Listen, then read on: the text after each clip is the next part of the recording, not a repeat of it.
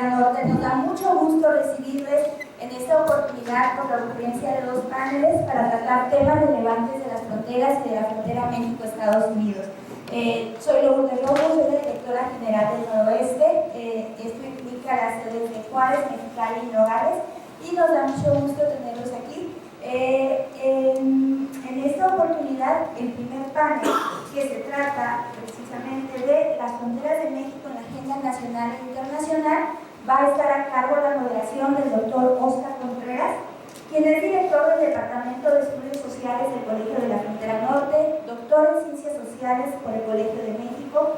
Su área de especialidad es la sociología económica, con líneas de investigación en aprendizaje tecnológico, desarrollo regional y sociología de la ciencia. Temas sobre los que ha publicado más de 100 trabajos, ha impartido más de 30 cursos de posgrado en diversas instituciones del país y del extranjero.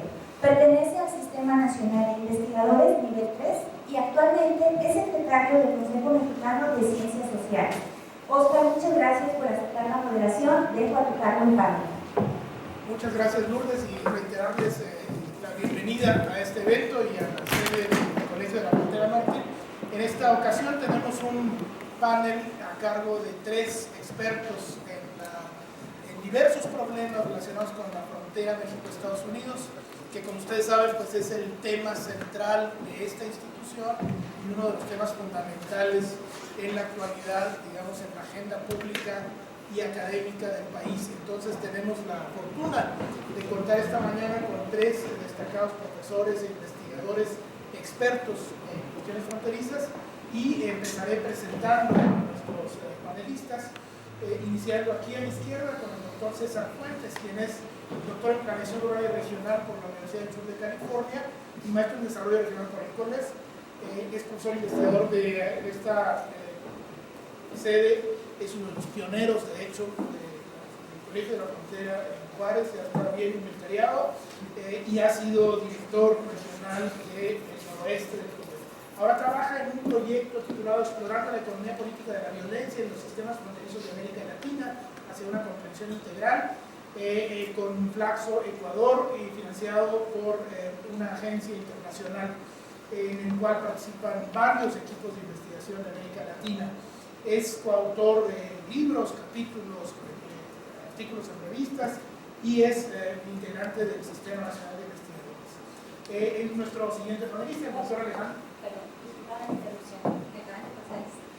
Les ofrezco una disculpa, me acaban de pasar esto y no quiero dejar la oportunidad de agradecer entrañablemente a la licenciada Marisol Borrego, directora de Atención a Migrantes, que viene en representación de nuestro presidente municipal, el licenciado Javier González Montes. Muchas gracias, licenciada Borrego. Al doctor Héctor Padilla, jefe del Departamento de Ciencias Sociales de la Universidad Autónoma de Ciudad Juárez, en representación del maestro Juan Ignacio Camargo, director del Instituto de Ciencias Sociales y Administración. A la licenciada Verónica Mota, en representación de la arquitecta Lidia Aguirre, Desarrollo Urbano del municipio de Juárez, a la Universidad Tecnológica que nos acompaña y a las demás instituciones. Les ofrezco una disculpa, me acaban de pasar esto, pero sean bienvenidos. Nos da mucho gusto. Disculpa. No hay cuidado, bienvenidos a todos los distinguidos visitantes, así como todo el distinguido público. Estábamos en la presentación del doctor Brugués, quien es investigador del Colegio de la Frontera Norte, es economista, doctor en ciencias económicas y estudia cuestiones de economía regional, desarrollo económico y economía urbana.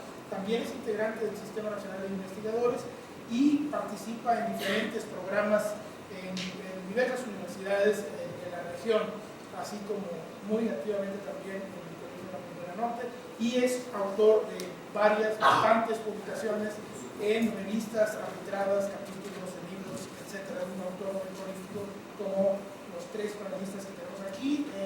Al final de esta fila está el doctor José Luis Manzanares, quien es doctor en economía, también es integrante del Sistema Nacional de Investigadores y es profesor e investigador del COLEF, adscrito en este caso a la sede de Nogales, donde trabaja sobre cuestiones de economía y medio ambiente, y también es un autor frecuente en revistas académicas con temas sobre extracción de agua y gas natural.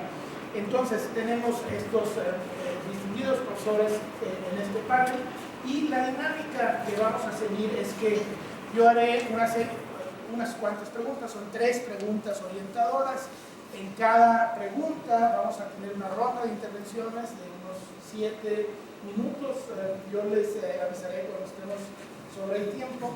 Y bueno, iremos armando aquí una conversación acerca de temas centrales de la frontera, la relación México-Estados Unidos y los diversos y complejos problemas de esta región.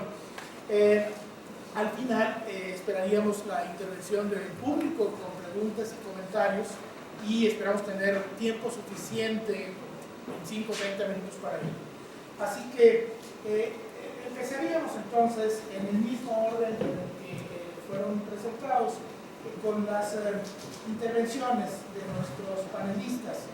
Yo les preguntaría una pregunta muy general sobre la cual obviamente cada quien tiene perspectivas distintas y tiene una gran experiencia de trabajo y de reflexión, así que escucharemos sus diferentes perspectivas sobre cuáles son los temas relevantes de las fronteras que están en la agenda nacional o deberían estar en la agenda nacional. Una primera pregunta general para ir organizando esta conversación y le agradecemos en primer lugar la intervención al doctor César Flores. Pues buenos días a todos y a todas. Agradezco la invitación a participar en este panel y bueno, voy a dar algunas respuestas, algunas ideas a los temas que nos plantea Oscar. Sobre todo en mi caso me voy a centrar en 3 temas más centrales. Sería la parte un poco del tema urbano, el tema también que tiene que ver con la seguridad en las fronteras y un tercer tema que tiene que ver con el crecimiento poblacional, la dinámica demográfica que tienen las fronteras. Generalmente nosotros tradicionalmente en el pasado nos centrábamos en estudiar sobre todo la frontera México-Estados Unidos. Sabíamos de la dinámica económica que generaba una gran atracción poblacional, un gran crecimiento urbano, que nos llevó a tener estos pares binacionales tan grandes que lo que conocemos en la actualidad son las ciudades de la frontera norte. Sin embargo, estamos ahora explorando otras fronteras, pasando a otras dinámicas de otras regiones y tenemos algún tiempo que empezamos a trabajar sobre todo el tema de la frontera sur, de las poblaciones que son las fronteras sur, y que nos hemos encontrado una gran diferencia con lo que es el fenómeno frontera norte, ciudades con un gran crecimiento, dinámica poblacional, urbana, económica, con sobre todo los cruces fronterizos de las ciudades de la frontera sur son poblaciones sumamente pequeñas. Los cruces son municipios que llegan a tener el máximo 35,000 habitantes. Los cruces tienen en promedio 10,000, 15,000 habitantes. Son lugares muy pequeños y que no se nos habla de esa gran diferencia y que encontramos una paradoja con lo que es la frontera México-Estados Unidos y México, que las ciudades fronterizas del lado de Guatemala son ciudades más grandes que las ciudades mexicanas. Y eso nos genera una dinámica poblacional muy distinta a lo que tiene que ver con la frontera México-Estados Unidos. Voy a abundar un poquito más adelante de esos temas, sobre todo yo lo centro como buen académico con un marco teórico de análisis que me permite un poco aproximar, de tratar de entender esas diferencias.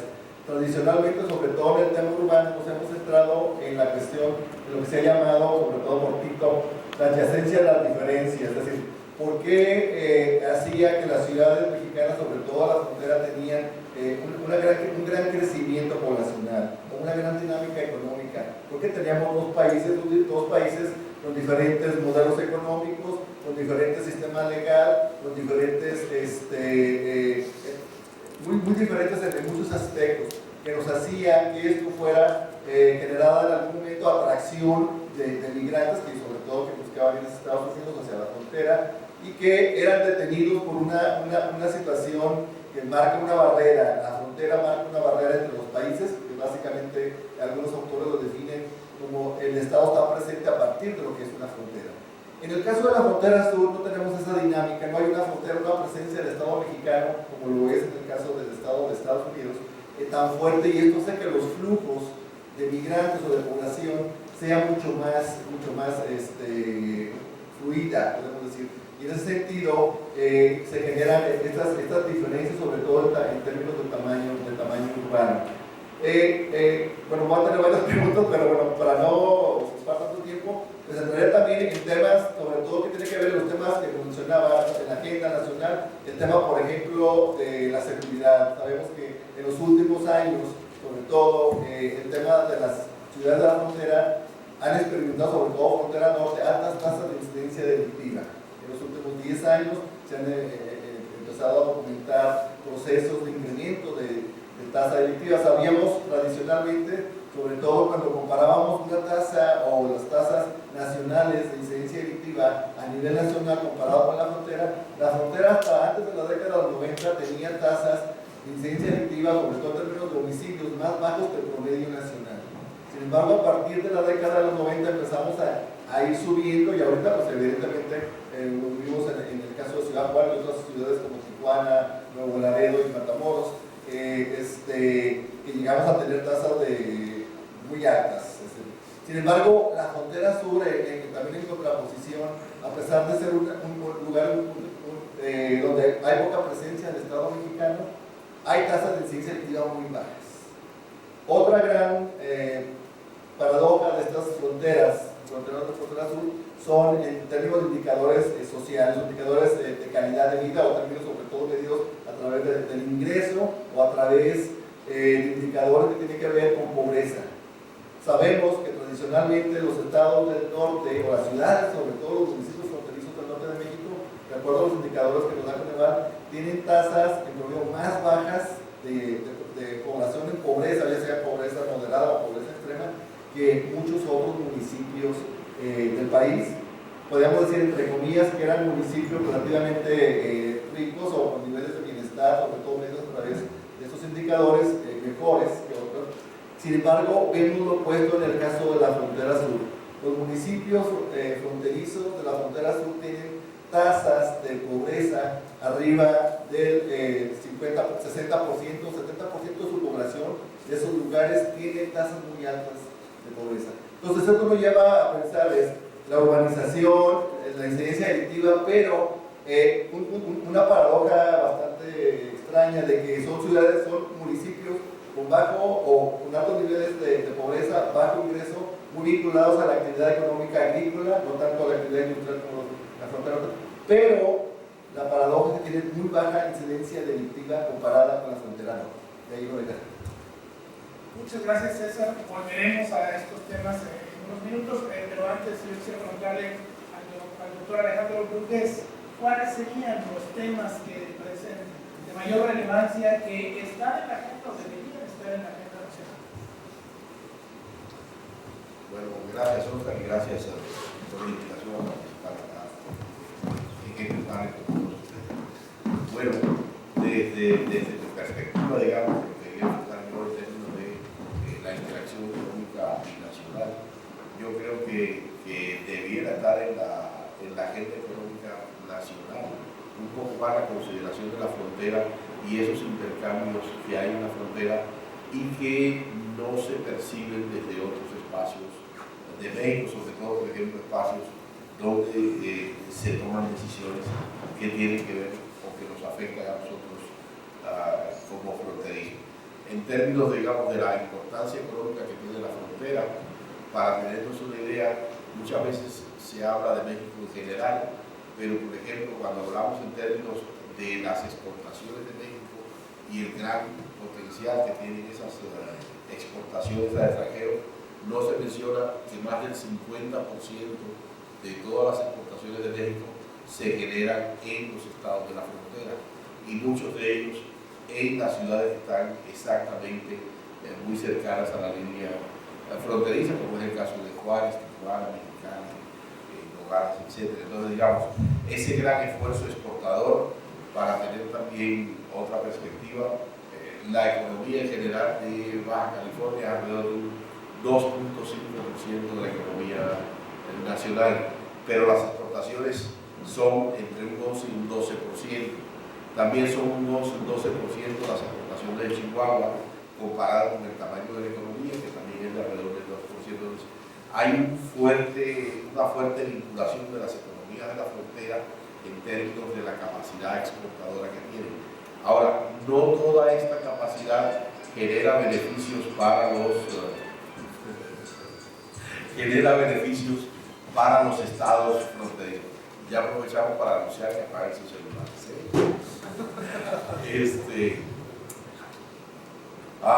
No todo este esfuerzo exportador que tienen los estados de la frontera son aprovechados exactamente para beneficio de las poblaciones de los estados fronterizos. Muchas de estas exportaciones están vinculadas a la industria maquiladora, y la industria maquiladora generalmente es de capital extranjero, de manera tal, digamos, que parte de los beneficios que se generan en la región salen del país también en términos de que van a repatriar las utilidades a sus dueños, ¿no? Mucho del beneficio que se queda en los estados fronterizos realmente corresponde a lo que le pagan a los trabajadores o las retribuciones que tiene la industria para los trabajadores, y ese sería uno de los grandes impactos en las economías regionales, que a su vez tiene una relación también con esta interacción económica binacional, porque muchos de los fronterizos estamos acostumbrados a comprar parte de nuestros bienes en Estados Unidos y otra parte de los bienes se compran en México, de manera tal que lo que se busca es aprovechar las oportunidades que ofrecen precios diferenciados en ambos lados de la frontera, y precios diferenciados en términos totales, o sea, incluido también los impuestos, y en algún momento vamos a hablar de esa parte de los impuestos. Pero aquí también hay asuntos muy relevantes que tienen que ver, por ejemplo, con el tipo de cambio. Si nosotros observamos el comportamiento que ha tenido el tipo de cambio en los últimos 2 años, nos vamos a dar cuenta que como desde mediados de junio del año 2014 ha habido un ajuste del tipo de cambio muy importante, que en términos actuales ya está llegando a cerca de un 40% o más, y eso pues es el equivalente a lo que conocíamos en la economía de México con las devaluaciones. Es decir, el deslizamiento que ha tenido el tipo de cambio en estos últimos año y medio, 2 años, es el equivalente a cualquiera de las devaluaciones que tuvimos en el año 94 e históricamente que nos ha afectado.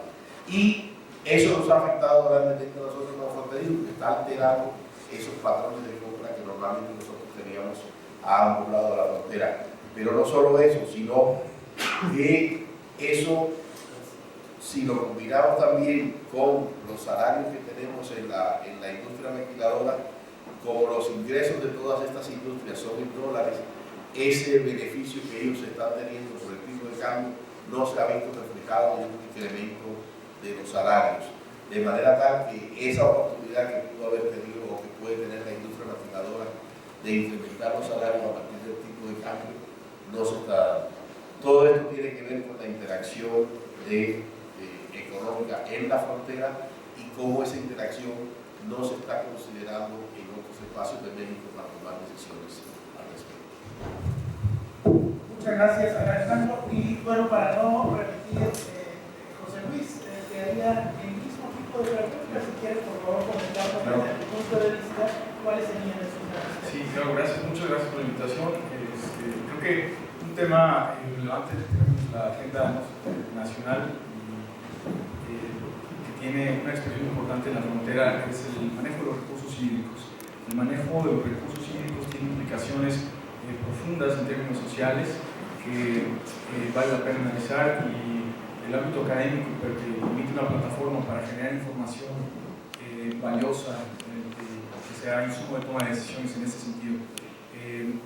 La frontera norte tiene características muy, digamos, heterogéneas a lo largo de todo el territorio, y esto genera problemas específicos en términos de la gestión de los recursos hídricos.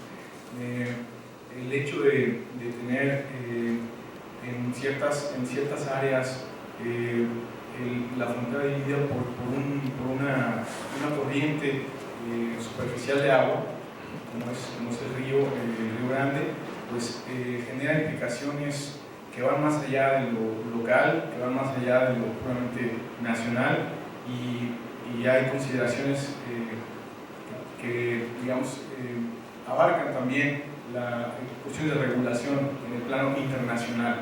Vamos a abordar un poco sobre eso durante esta charla. Y bueno, este tema particularmente es de particular interés para un estado fronterizo como Chihuahua, donde el liderazgo que tiene el estado en términos de producción agrícola se explica gracias a el manejo eficiente de los recursos hídricos que han hecho en el estado en ciertas zonas de esta entidad.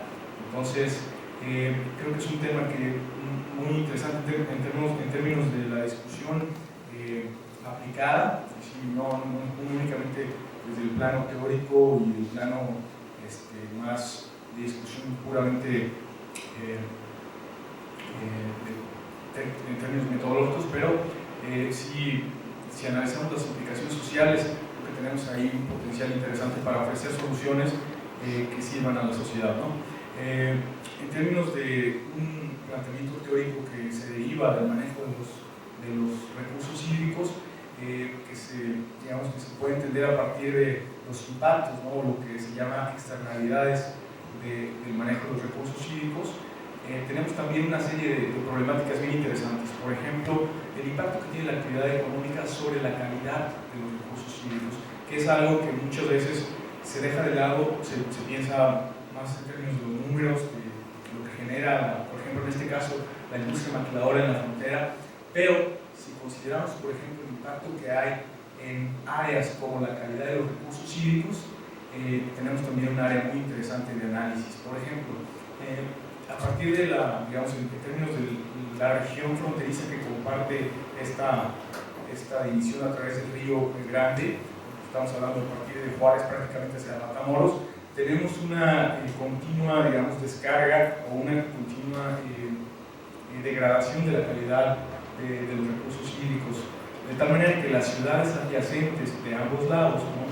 Pensemos en Piedras Negras, Eagle Pass, Los Laredos, Matamoros, McAllen, esos pares de ciudades se abastecen de esta agua para uso de consumo humano, de tal manera que es un problema, digamos, es un tema que se vuelve relevante en términos no solamente de economía, no solamente de cuestiones hídricas, pero de cuestiones de salud, por ejemplo, ¿no? Incidencia de padecimientos como cáncer de órganos digestivos, etcétera, que son, digamos, implicaciones que se derivan de algo que aparentemente está limitado, ¿no? a la esfera únicamente hídrica y más desde un punto de vista más de ingeniería, pero tiene, si lo vemos desde una perspectiva social integral, tenemos ahí un potencial de análisis importante para concluir a la frontera. Y lo mismo si consideramos, por ejemplo, lo que ocurre en la frontera sur, allá, digamos, la problemática es un tanto distinta en términos de la abundancia de recursos hídricos, ¿no? Entonces allá es cómo proteger a las poblaciones de inundaciones, de avenidas, otros fenómenos que tienen que ver con el manejo integral de los recursos hídricos, pero que también desde el plano académico se analizan para ofrecer soluciones en términos sociales, ¿no? Muchas gracias. Bueno, vamos a la siguiente fase. Un aviso de que faltaban 3 minutos. Bueno, muchas gracias a los tres. Como ustedes pueden ver, tenemos ahí 3 grandes áreas, estrechamente áreas, digamos, críticas de hecho, y estrechamente relacionadas con las dinámicas. Me agrada mucho, y esto es una tendencia creo reciente, que ya no, lo mencionaba César, ya no estamos hablando solamente de la frontera norte, sino incluyendo en nuestros análisis cada vez más a las 2 fronteras, y también tomando como referencia otras fronteras internacionales. Esto es sin duda un avance que nos permitirá dimensionar de otra forma los fenómenos que estamos analizando en nuestra propia región. Les pido entonces, por favor, que empiecen a elaborar sus cuestionamientos, sus preguntas, sus comentarios a los 3 panelistas para la parte final de esta reunión. Y mientras lo hacen, yo les quisiera preguntar el mismo orden también acerca de César nos habló de 3 grandes áreas, yo quisiera, si te parece bien, César, pedirte que nos comentaras un poco acerca, es muy interesante lo que tú dices acerca del contraste entre frontera norte y frontera sur, la presencia del Estado como casi como una definición del límite fronterizo, ¿no? La frontera es hasta donde llega la fuerza del Estado y sabemos perfectamente dónde está la línea fronteriza del norte por la presencia del Estado de Estados Unidos, y en el sur esa presencia mexicana no está, y esto creo que tiene enormes implicaciones en todos los temas que tú has abordado. ¿Cómo existe una política para eso? ¿Hay una estrategia del Estado mexicano, del gobierno mexicano, para atender este fenómeno? ¿Cómo lo ves tú? ¿Crees que existe esa estrategia y si no, cuál debería ser? Bueno, evidentemente, sobre todo en el caso de la frontera norte, es todas las políticas que ha llevado a cabo en los últimos años Estados Unidos, sobre todo con la idea de bloquear flujos migratorios, sobre todo de las economías ilegales. Podríamos hablar de narcotráfico, de toda una serie de actividades que ha hecho que cada vez la frontera, sobre todo la frontera norte, tenga una presencia mucho más fuerte, lo que sería para disminuir los flujos. Y ahí vemos una presencia sumamente fuerte y que nosotros vemos, sobre todo cuando analizamos en términos de crecimiento urbano o de incidencia delictiva, que lo vinculamos, que pudiera tener una incidencia en el incremento de la violencia. En la manera en que es más fuerte la presencia de un estado vecino, hace que los flujos se vayan deteniendo y que se vayan quedando en el lado mexicano. Podríamos pensar como ejemplo el tema del narcotráfico. Sabemos que los flujos, dependiendo del tipo de droga que se esté hablando ilegal, puede venir sobre todo desde Sudamérica, cruza toda Centroamérica, cruza México y nos llega a la frontera, y en la frontera ya el flujo no es tan fluido y nos va haciendo que se detenga, y esto puede generar, sobre todo cuando hemos hablado un poco del tema,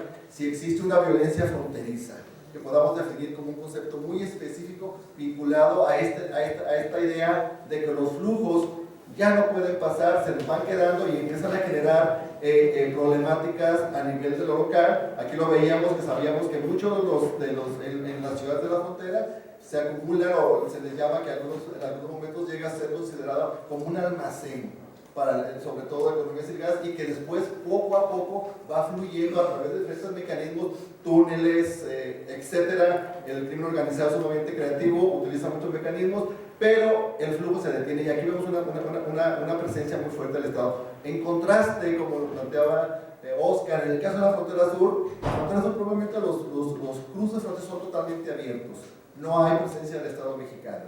El Estado mexicano está presente ya al interior del Estado, en el caso de Chiapas, de los estados del sureste, del sur, en Chiapas, en Campeche, en Quintana Roo, sobre todo cuando hablamos de temas que tienen que ver con el flujo de migrantes. En los últimos años sabíamos que la migración, sobre todo centroamericana y de Sudamérica, cruzaba de manera fuerte hacia Estados Unidos. Sabemos que en los últimos años los datos que nos reportan, sobre todo en Estados Unidos, es que ahora las deportaciones ya son más grandes de centroamericanos que de mexicanos en los últimos 5 o 6 años. Y que en los últimos también 4 o 5 años, México, aparentemente por presión de Estados Unidos, estableció lo que sería el Plan Frontera Sur. El Plan Frontera Sur básicamente es un mecanismo para atender los flujos migratorios, y ahora también México en los últimos 4 o 5 años deporta mayor cantidad de centroamericanos de México a Centroamérica que de los Estados Unidos a Centroamérica. Entonces ya empieza también a haber una presencia del Estado mexicano, pero al interior del territorio nacional, no propiamente en la frontera sur. Entonces eso nos demuestra ese gran contraste, y por eso vemos básicamente a nivel de hipótesis de que cuando los flujos de las economías ilegales no se detienen, no hay tanta incidencia delictiva, y lo vemos sobre todo en los casos de estas pequeñas poblaciones del sureste,